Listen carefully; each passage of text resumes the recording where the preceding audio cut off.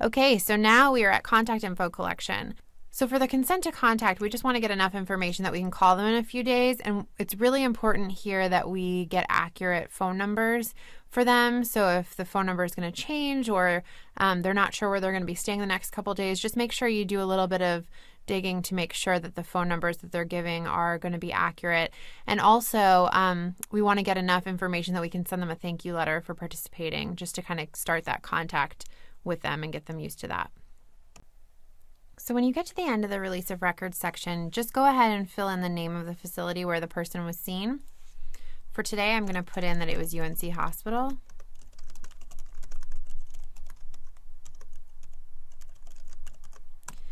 And if you can, go ahead and put in the phone number of the facility. So whatever number you might have on hand, I'll put in a pretend one for today. And then before you check this box, make sure that you have actually gotten the person's signature on the release of records form to move forward. Okay, and so now we're at contact information. This is the first page where you'll just enter in the person's name and address, so pretty straightforward. I'll go ahead and do that now.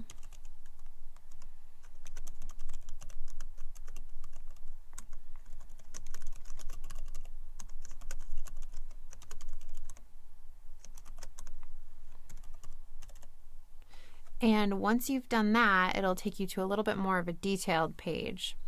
Once you get to the next page, it gives you a sample script and also collects a little bit more detailed contact information.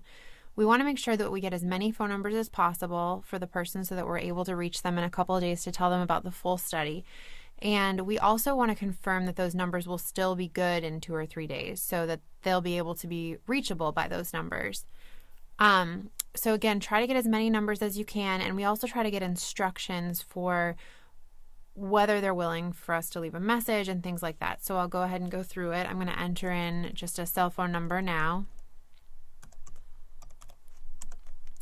And then if the person doesn't have any of these numbers for whatever reason, so if they only have a cell phone and not a home phone, that's fine. You can go forward without the home phone.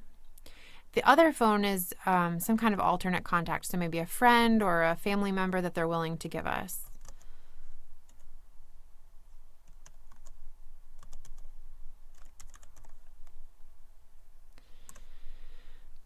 And then when you do put in another phone number, make sure you specify whose number it is. It's always good to put a name there so you remember who you're calling.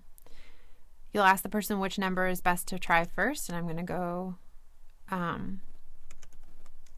put in participant cell.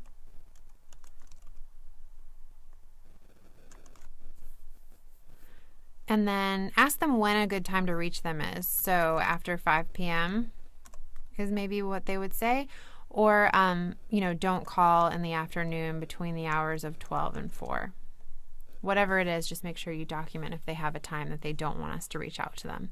And then ask them if we can text them just to set up a time to talk with them. Ask them if it's okay for us to leave a message with. And at this point you can say, if they say, okay, you can leave a message with me but not with my mom, that's okay. You can document that in this special notes section. And then also read them the message that we would leave and just make sure that there's nothing that they would want us to leave out or put in.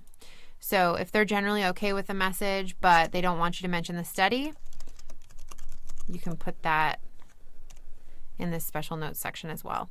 And then at the end of this, just make sure you ask them if it's okay again to call them in a few more days about the study, to give them more information. And then also, this is a good time to put your phone number in their phone if they're willing. So you can even create a contact that says Women's Health Study. So that way, when your number calls them, whether it's a cell phone number or an office number, they'll know that it's you. So if that's something you're interested in, you can go ahead and do that. And then once you click the right-hand arrow on this screen, you'll be taken to the assessment section.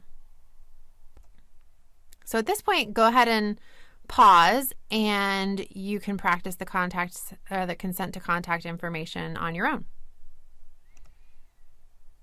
All right, so now you are finally at the initial questionnaire, and I want to take a pause really quickly and just say, it seems like this process takes a long time in the beginning because you're reading through all the forms. You've never looked at them before. You never used the database. We're doing a lot of practicing. This will actually go pretty quickly once you start getting used to recruiting patients. So just keep that in mind. This seems like sort of a long process, but there's not much to it.